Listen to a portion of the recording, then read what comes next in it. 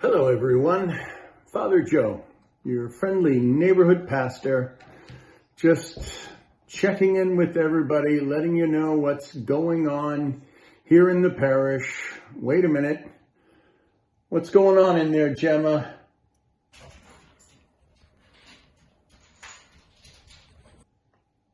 Oh, what a good dog. Here, what do you have?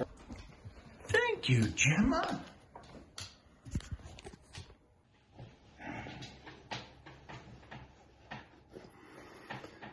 Well, I'm not entirely sure what Gemma has in mind here. I'm going to take a walk. Is it cold out? Should I turn the heat up? All right, go get it. Tell me what you need.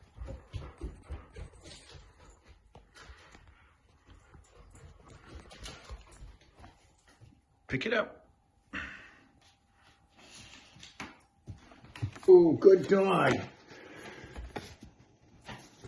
Gemma wants me to tell you about Earnest Shackleton.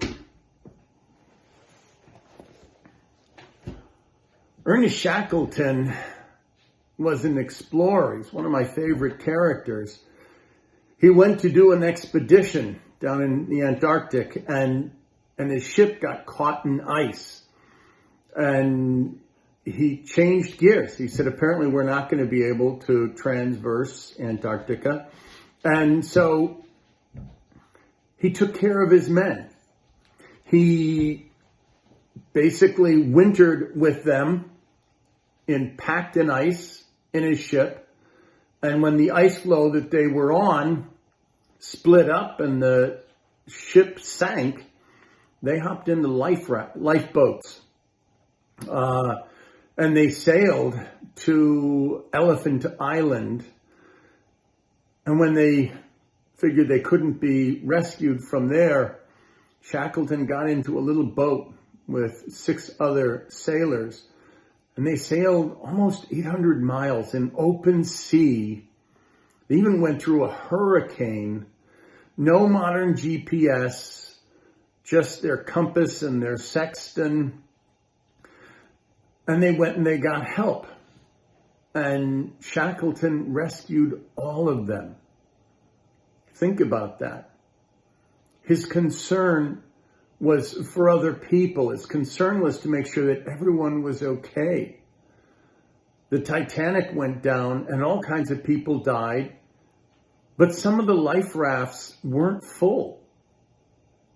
How did that happen? Shackleton got everyone home.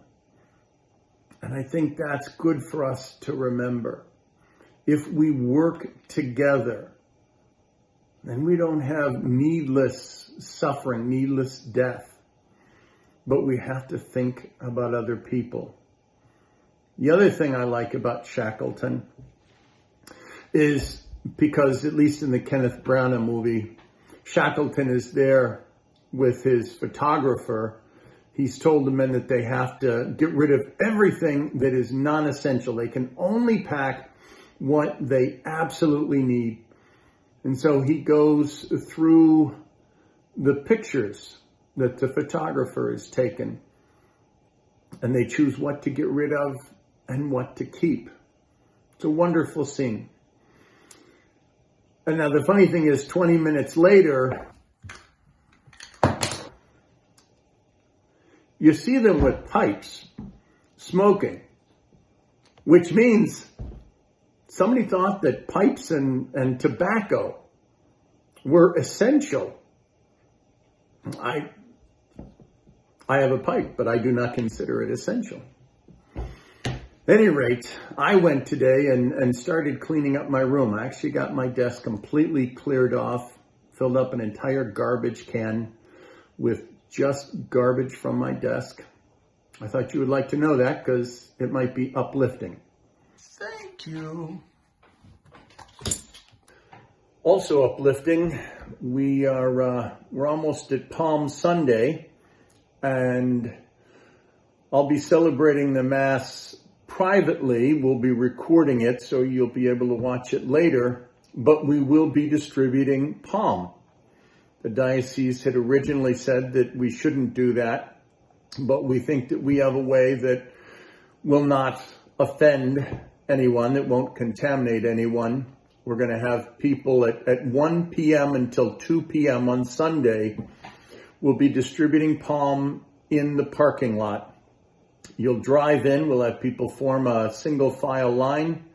You'll drive up. We will hand you the palm, probably with a 20-foot stick. And then you'll drive out of the parking lot.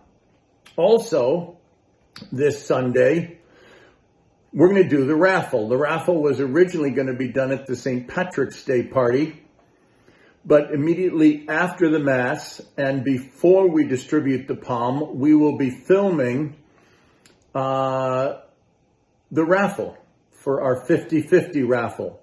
So that's this Sunday, right after the noon Mass and before we distribute palms at 1 p.m. So I hope that is some good news for you, and I hope God blesses you until we meet again.